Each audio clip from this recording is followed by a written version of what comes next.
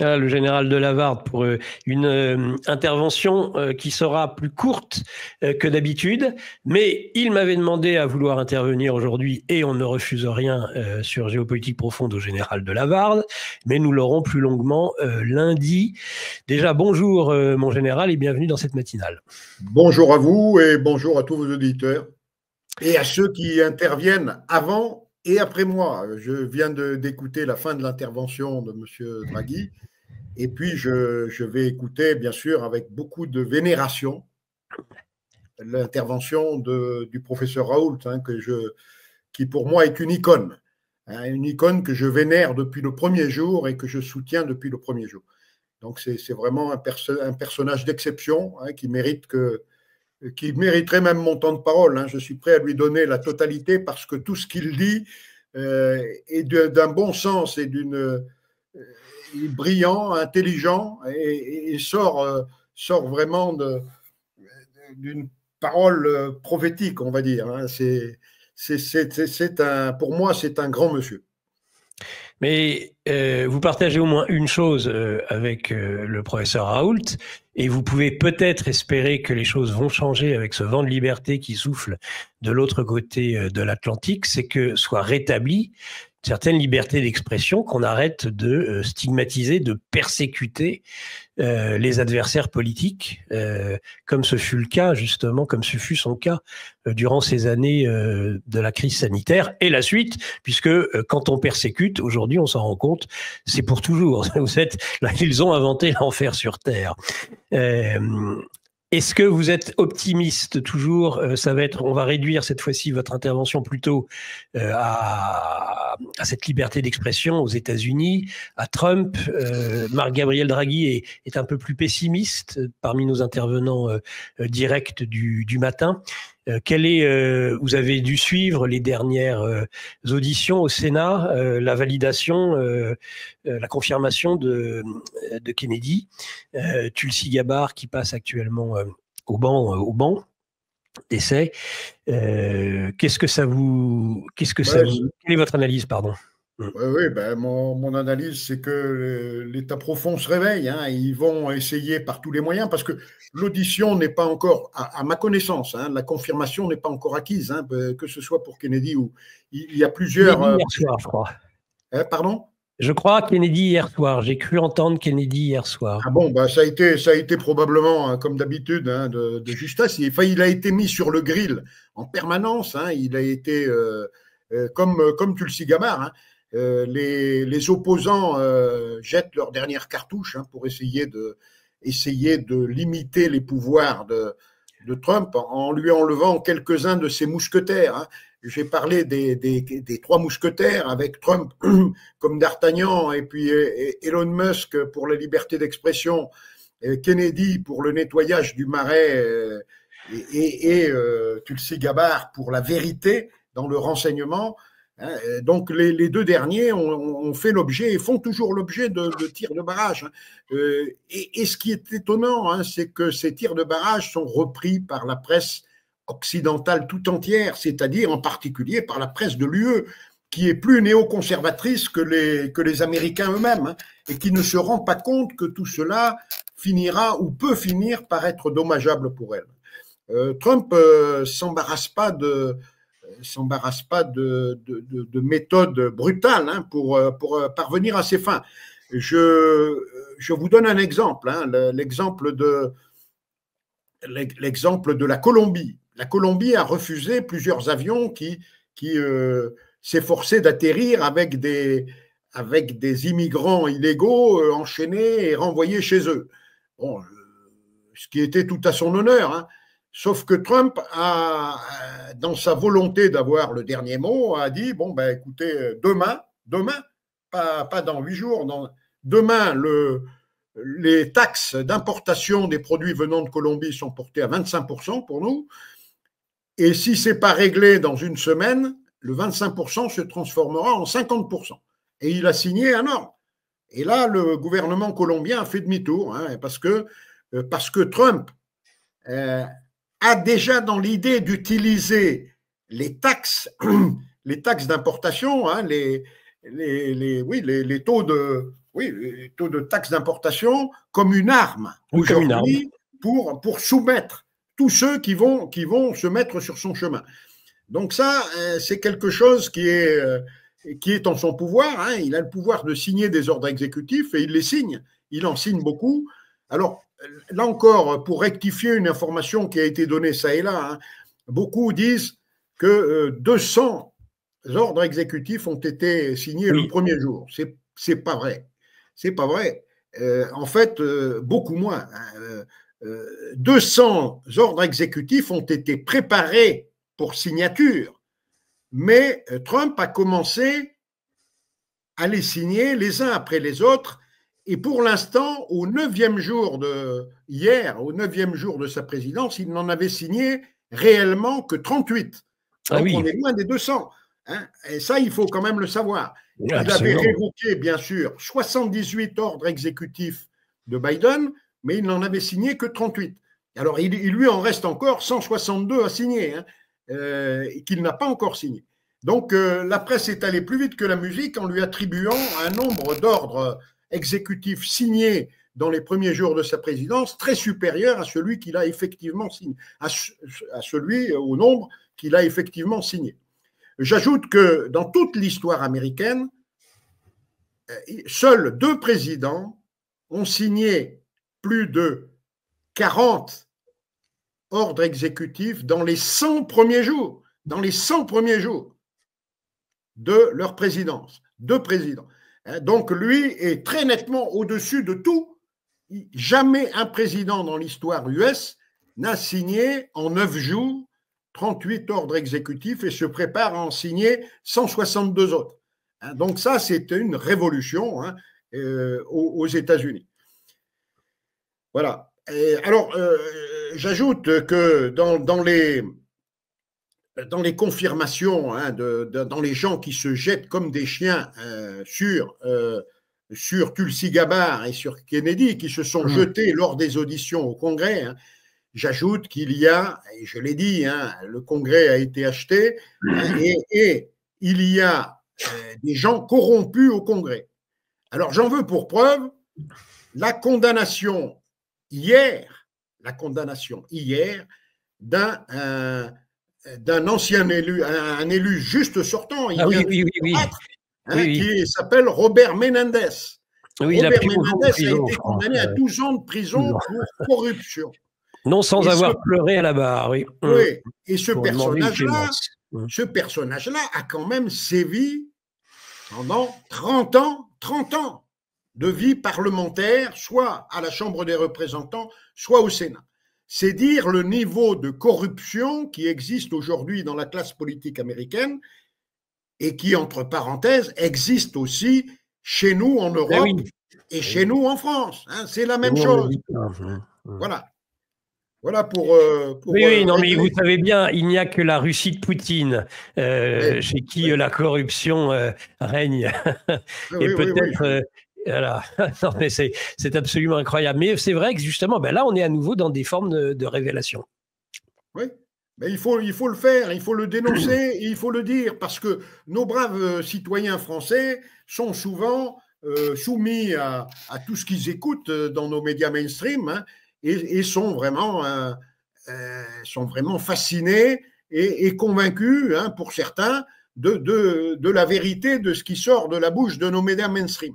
Or, c'est bien souvent, hélas, trop souvent le mensonge, et on l'a vu notamment lors de la crise Covid, hein, ce niveau de corruption qui marque nos élites politiques, que ce soit d'un côté ou de l'autre de l'Atlantique Nord, hein, est phénoménal.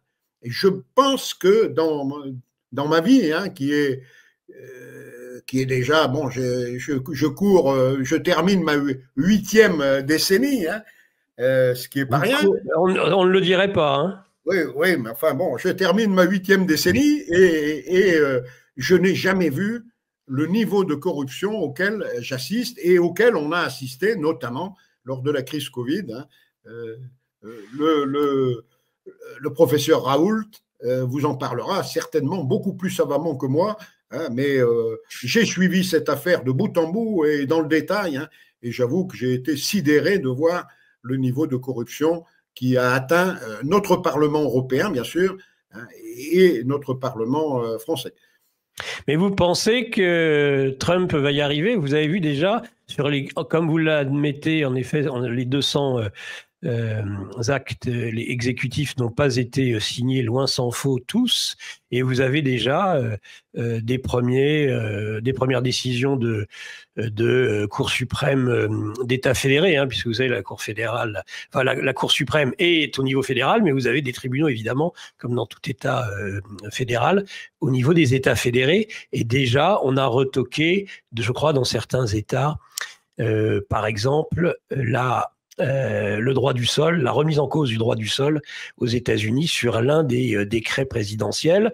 Vous avez une série d'États qui refusent, qui ont dit d'entrée, dont la Californie d'ailleurs, qu'ils n'appliqueraient aucun des décrets. C'est assez extraordinaire, comme ça arrive avec les conseils généraux et régionaux français ces derniers temps, entre autres sur la loi immigration. Donc on rentre dans une espèce d'anomie généralisée, où la loi elle est respectée ou elle n'est pas respectée. Est-ce que entre ceux qui ne veulent pas respecter la loi, alors Trump a été très dur en disant vous n'aurez pas d'aide fédérale si vous n'appliquez pas les lois de l'État fédéral. Ça aussi c'est du bon sens. Et puis l'argutie juridique. On a souvent dit que la démocratie américaine était une démocratie, était un gouvernement des juges. Est-ce que vous connaissez bien, vous, Dominique de Lavarde, les États-Unis et son fonctionnement? Est-ce qu'il ne va pas avoir énormément d'obstacles, sans même parler de la façon dont ça sera traité en Europe? Oui, il en aura, mais je crois que le dernier mot dans toutes ces arguties juridiques, normalement, revient à la Cour suprême fédérale, hein, qui est au-dessus des cours suprêmes d'État. Alors, les cours suprêmes d'État sont évidemment inféodés à tout le système de l'État, hein, qui souvent est d'une couleur démocrate ou républicaine, enfin peu importe. Hein. Donc la Cour suprême de l'État est liée à la couleur politique de l'État en question, hein, mais tout cela pourra être battu en brèche au niveau de la Cour fédérale. Hein. De la Cour suprême fédérale. Alors j'ajoute que sur l'affaire de l'immigration, hein, la Cour suprême fédérale s'est déjà prononcée sur des exceptions au droit du sol. Hein. Elle a déclaré que, en particulier, par exemple, les fils de diplomates en poste aux États-Unis, hein, n'étaient pas forcément citoyens américains. Hein. Juste pour le fait d'être né aux États-Unis. Donc c'est vrai pour les diplomates. C'est vrai également pour les criminels. Donc il y a un certain nombre d'exceptions à ce droit du sol. Hein, oui. La Cour fédérale va probablement faire jurisprudence. Hein, c'est-à-dire qu'il y aura une décision qui va être prise. Hein, je ne sais pas laquelle elle sera, hein, et je ne dis pas que je suis, moi, pour le renvoi pour ce genre de politique. Hein, ce n'est pas du tout ce que je veux dire. Hein. Je dis simplement que Trump pourra peut-être arriver à ses fins quand même. Hein, mais cette fois-ci, je pense que contrairement à son premier mandat, il ne va pas prendre de gants. Hein, il va rentrer dans l'art de tous ses opposants et il va faire en sorte d'imposer sa volonté. Je pense qu'il va essayer de le faire. Mais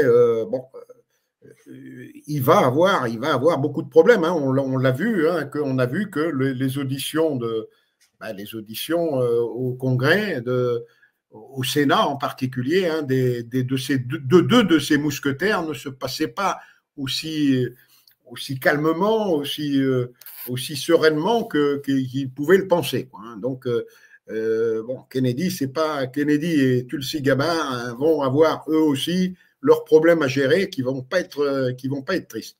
C'est certain, mon général. Une quinzaine de minutes qu'il nous reste.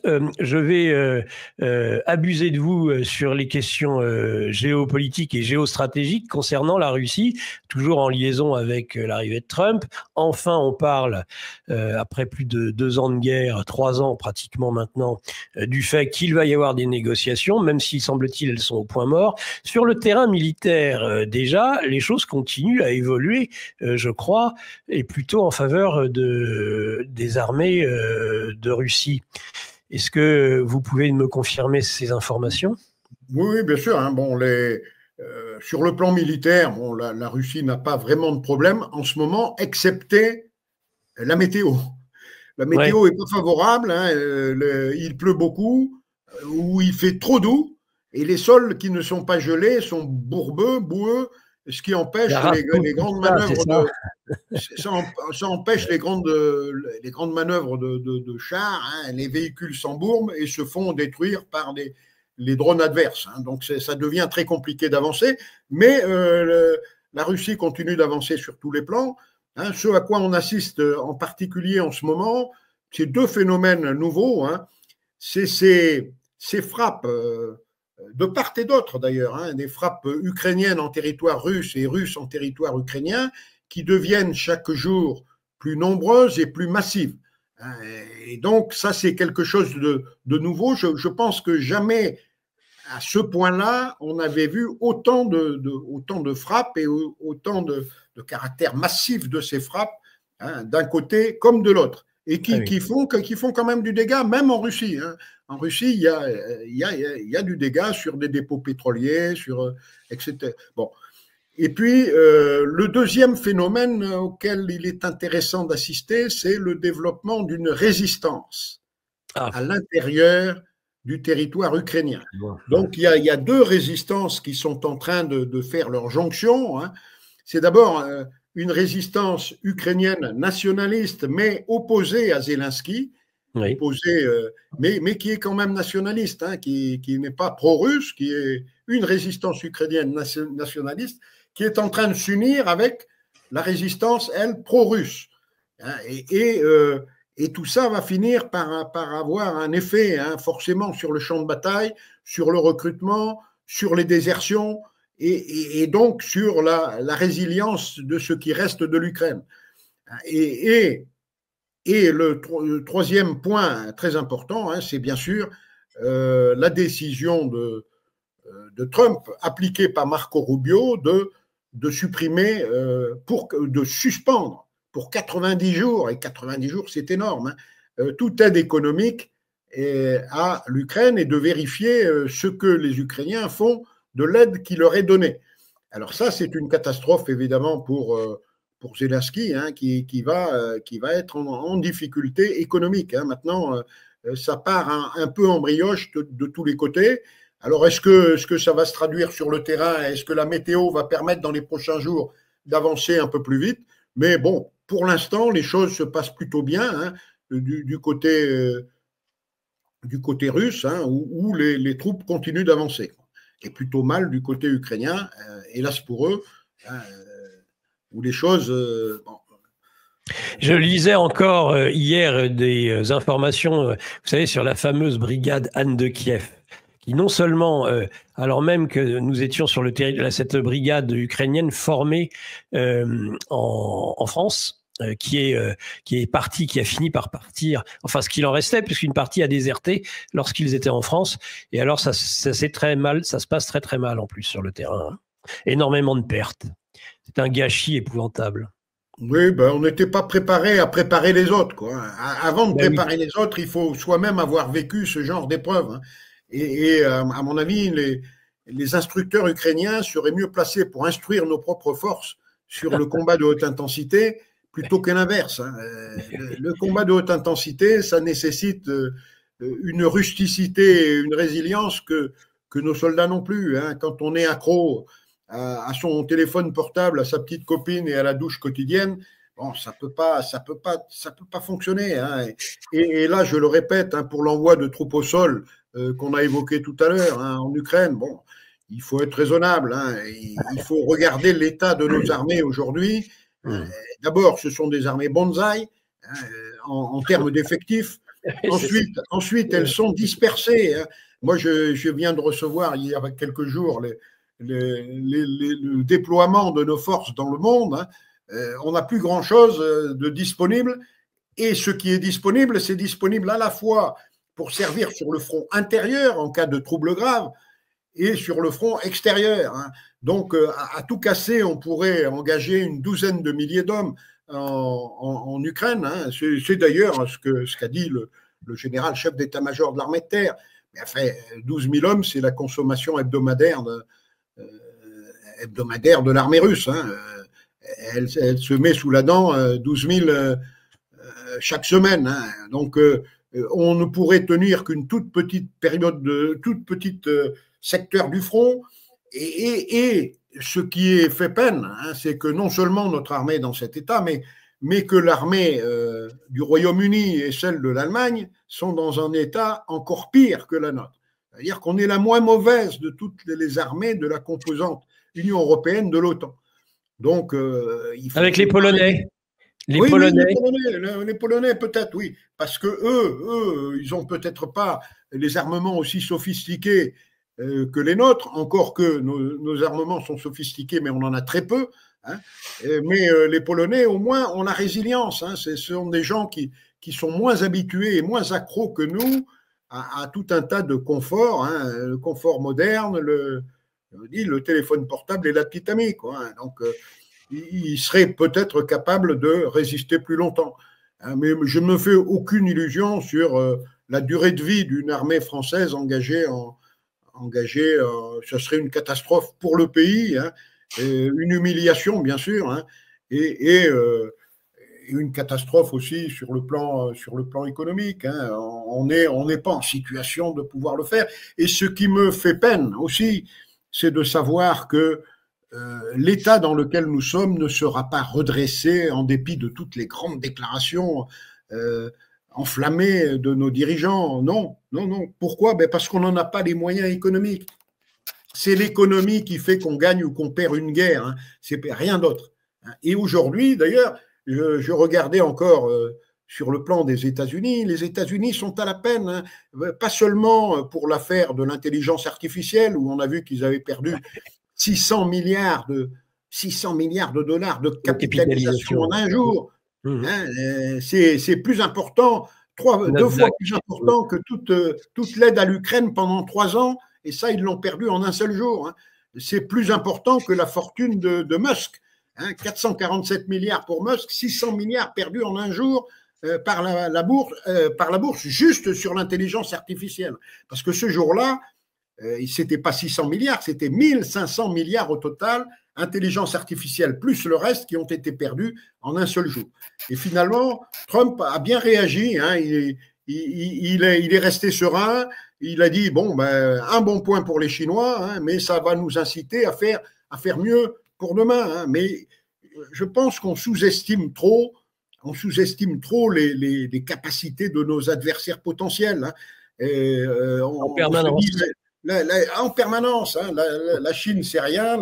Et puis, sur la faiblesse des États-Unis, hein, je voudrais souligner qu'en 2024, Boeing a perdu 37 millions de dollars par jour. 37 millions de dollars par jour au cours de l'année 2024. Donc, ça veut dire que les fleurons de l'industrie américaine, Boeing est un fleuron de l'industrie américaine, hein, sont en train aussi de perdre des points dans le gigantesque bras de fer mondial, hein, qui s'annonce entre l'hégémon US et ses vassaux d'un côté et la multipolarité de l'autre. Hein. Donc, oui. Attention, danger. Hein, et Trump n'a pas tous les atouts, hein, pour contrer tout ça. Hein. Il hérite d'un pays qui a 36 400 milliards de dettes, à l'heure où je vous parle, hein, 36 400 milliards de dettes, qui a un déficit budgétaire de 2000 milliards, de plus de 2000 milliards de dettes, hein, pour une année. Hein. Déficit budgétaire de l'année 2024. Hein. Donc, c'est 2000 milliards de dettes et un déficit budgétaire et un déficit commercial de 1150 milliards de déficit, dont un quart avec la Chine. Ce déficit avec la Chine, après avoir baissé pendant quelque temps, se remet à augmenter depuis la dernière année de Biden. Depuis la dernière année de Biden, après avoir bien descendu, sous Trump d'abord, puis sous Biden ensuite, le déficit budgétaire avec la Chine se remet à augmenter. Et il est déjà colossal. Il est aujourd'hui à 288 milliards de dollars de déficit commercial avec la Chine. Donc, c'est quelque chose de colossal, et ces difficultés économiques vont forcément avoir un impact géopolitique. Alors, bon, on verra jusqu'où les menaces d'augmentation des droits de douane va jouer comme arme, puisqu'il ne peut pas instrumentaliser le dollar beaucoup plus longtemps. Il va essayer donc d'instrumentaliser les droits de douane. On va voir ce que tout cela va devenir. Il faut suivre, et l'avenir nous dira quel est l'apport de Trump et les changements que Trump aura réellement pu faire. Mais enfin, pour l'instant, il en introduit pas mal parce qu'il choque ses adversaires, il les bouscule par la rapidité de son action, et on va bien voir ce que ça va donner, et si ses adversaires vont se reprendre et réussir à finalement l'emporter. Le combat n'est pas terminé pour Trump. Il ne fait que commencer. Et vous appelez à la mise en place d'un euro numérique. Absolument. Nos élites déroulent leurs plans contre nous. Mais nous aussi, on a des plans contre eux. Déjà au travers de nos émissions avec une revue de presse économique pour faire le point avec vous, puis dans notre revue mensuelle avec des analyses financières et des solutions de décentralisation, et surtout dans notre stratégie anti-CBDC. Plus de 3 heures de contenu exclusif et gratuit pour apprendre concrètement à préserver votre épargne. Au programme, protection anti-crise, anti-banque, anti-État et bien d'autres solutions. Le temps joue contre nous, mais on peut se défendre.